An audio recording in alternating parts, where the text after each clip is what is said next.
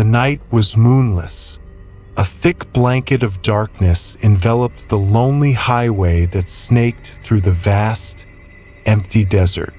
The only sound was the soft hum of the truck's engine as it rumbled along the road, its headlights cutting through the oppressive blackness.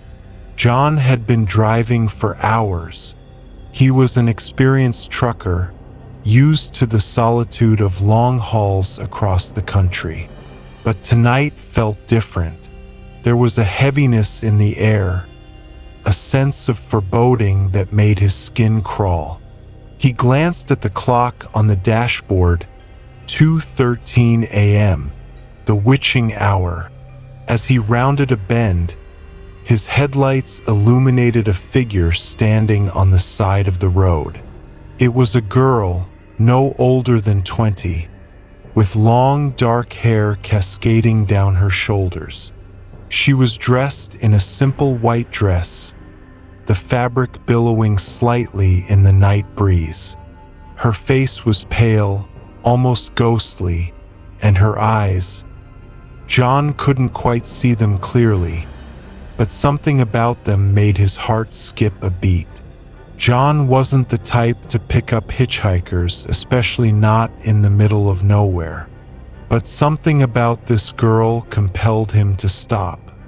Maybe it was the fear that she was stranded, alone and vulnerable on this desolate stretch of highway.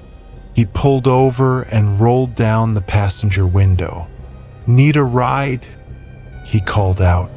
The girl nodded silently, her movements slow and deliberate. She opened the door and climbed into the cab, her presence filling the small space with a chill that made John shiver. "Where are you headed?" John asked, trying to keep his voice steady.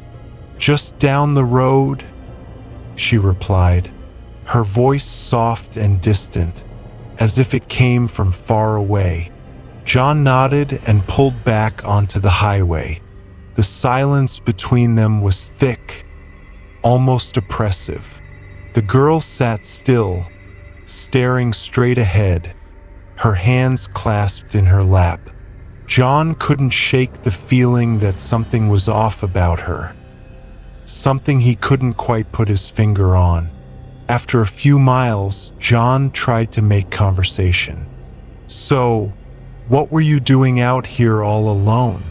The girl turned her head slowly to look at him. "I was waiting for you," she said, her voice barely above a whisper. A chill ran down John's spine. "What do you mean?" he asked, his voice trembling slightly. She didn't answer, just continued to stare at him with those dark, unreadable eyes. John felt a knot of fear tighten in his chest. He gripped the steering wheel tighter, his knuckles turning white. The miles dragged on, the road stretching endlessly into the darkness. John's mind raced with thoughts, each more unsettling than the last. Who was this girl? Why had she been waiting for him? And why did he feel such a deep, instinctual fear in her presence? Finally, the girl spoke again. "We're almost there." John glanced at her, his heart pounding in his chest. "Almost where?" "You'll see," she said, her voice as cold as the night air. The truck crested a hill, and suddenly, the landscape changed. The road was no longer the familiar stretch of highway John had been driving on for years. Instead, it was a narrow, winding path that led into a dense forest.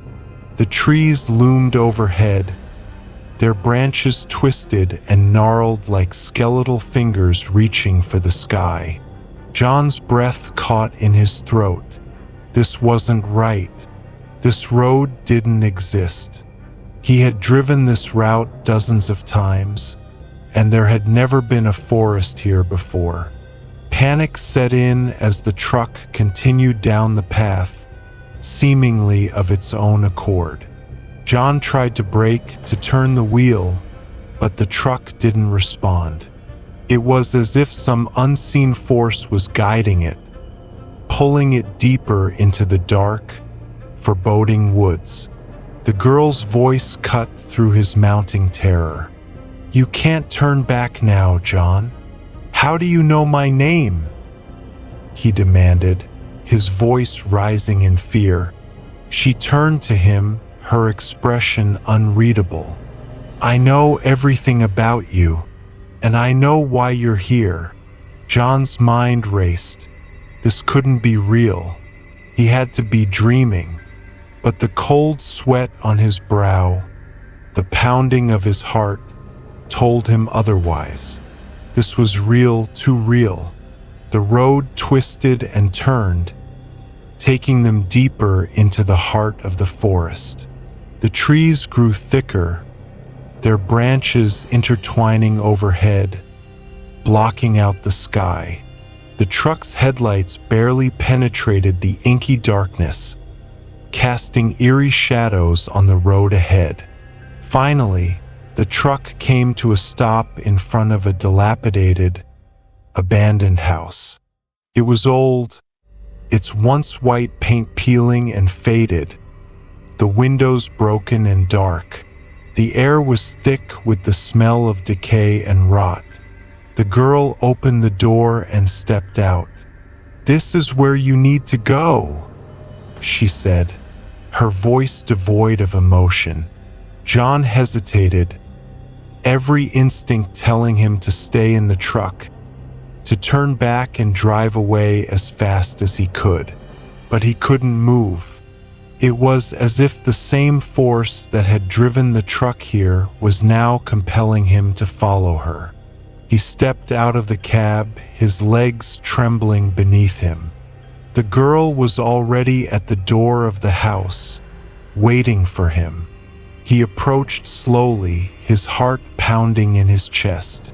As he reached the door, she turned to him one last time.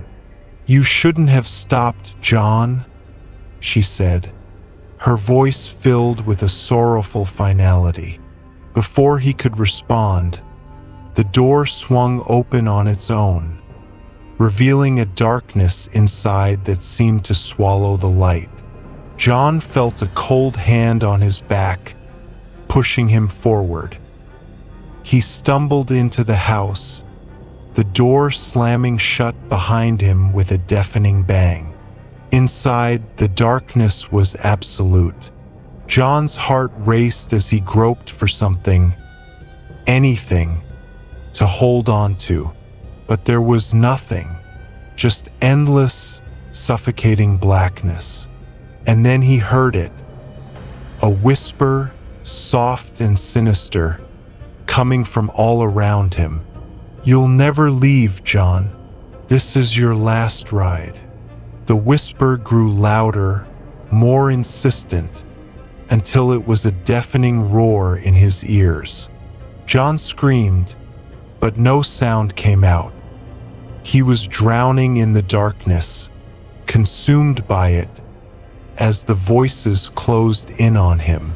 Outside, the girl stood by the truck, watching the house with those dark, hollow eyes. She waited until the last echo of John's scream faded into the night, then turned and walked back down the road, disappearing into the shadows from which she had come. The next morning, a highway patrol officer found John's truck parked on the side of the road, the engine still running. The cab was empty, the door hanging open. There was no sign of John or the girl. The house, the forest, the winding road, they didn't exist.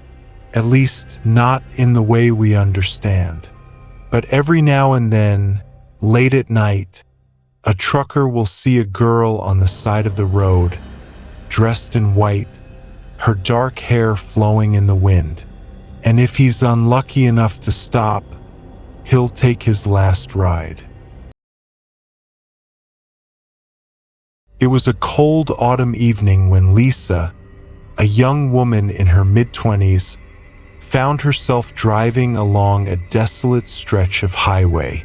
The sun had dipped below the horizon, casting long shadows across the road. Her car hummed along, the only sound breaking the oppressive silence of the empty highway. Lisa was on her way to a friend's wedding in a small town, several hours away from where she lived. She had planned to leave earlier in the day, but work had kept her late, and now she was racing against time, hoping to reach her destination before midnight. The road was eerily quiet, with not a single car in sight. It was just her, the darkness, and the steady rhythm of the wheels against the pavement. As she drove, Lisa noticed something strange in her rearview mirror. A pair of headlights far behind her, growing closer with each passing minute. At first, she thought nothing of it. It was just another driver on the highway. But as the minutes ticked by, the headlights drew nearer, much faster than she anticipated. The vehicle, a large, rusty old truck, soon pulled up behind her, its high beams glaring into her rearview mirror. The light was blinding, and Lisa squinted, trying to focus on the road ahead. She signaled to move to the right lane, hoping the truck would pass, but instead, it stayed right behind her, too close for comfort.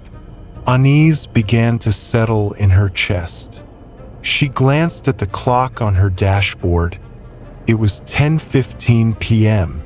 The highway stretched on, flanked by thick forests on either side. There were no streetlights, no signs of civilization, just an endless road and the truck tailing her, almost menacingly. Lisa pressed her foot down on the gas pedal, speeding up to create some distance between her and the truck.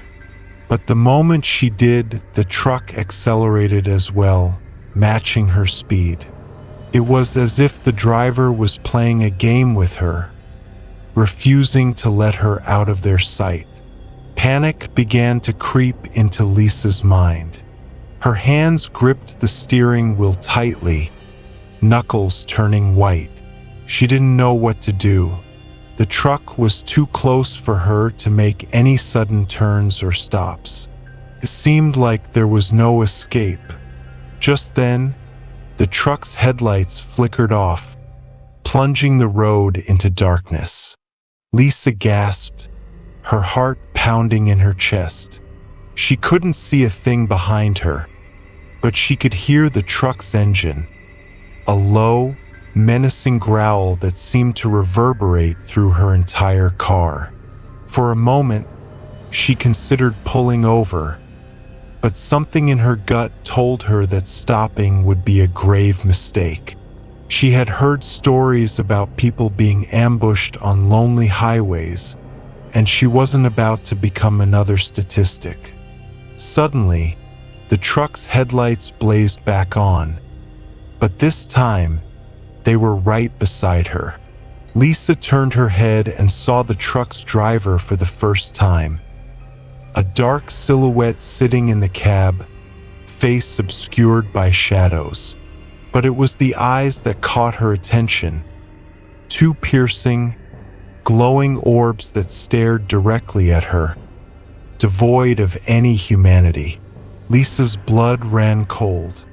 She slammed her foot on the gas, her car lurching forward with a burst of speed. The truck roared in response, swerving wildly as it kept pace with her. It felt like a nightmare, the truck's hulking presence looming over her, ready to swallow her whole. Then, without warning, the truck veered to the side, slamming into her car. The impact jolted Lisa violently, and she struggled to keep control of the wheel. Her car skidded, tires screeching against the asphalt.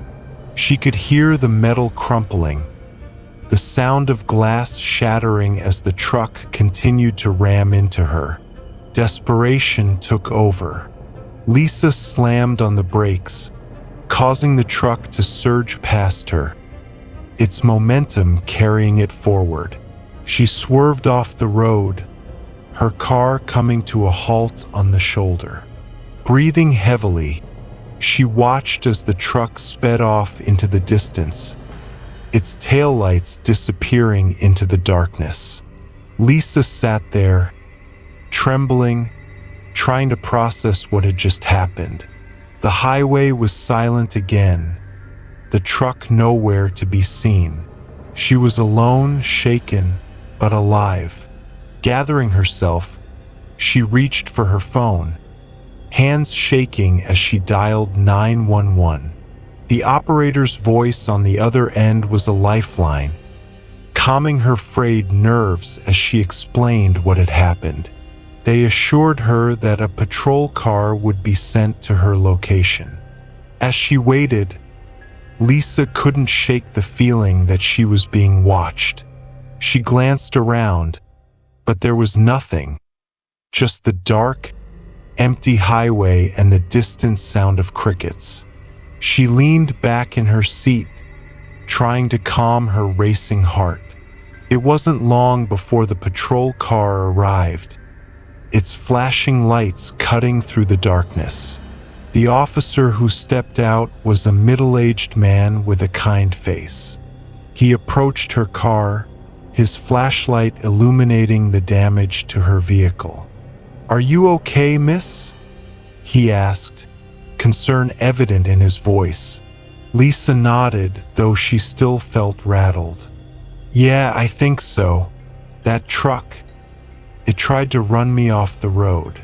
The officer frowned, glancing down the highway where the truck had vanished. "You're not the first to report something like this. We've had several calls about a truck matching that description over the past few months. Always on this stretch of road, always late at night." Lisa's heart skipped a beat. Did they ever find the driver? The officer shook his head. "No. And the strange thing is, every time we investigate, there's no sign of the truck. It's like it just disappears." A cold shiver ran down Lisa's spine. The officer helped her out of the car, and after assessing the damage, they decided it was safe enough to drive to the nearest town. He offered to follow her there, just in case. As they drove off, Lisa couldn't help but glance in her rearview mirror, half expecting to see those eerie headlights behind her once more. But the road remained empty, silent, and dark. She never saw the truck again, but the memory of that night stayed with her, a haunting reminder of the terror that lurked on that lonely stretch of highway.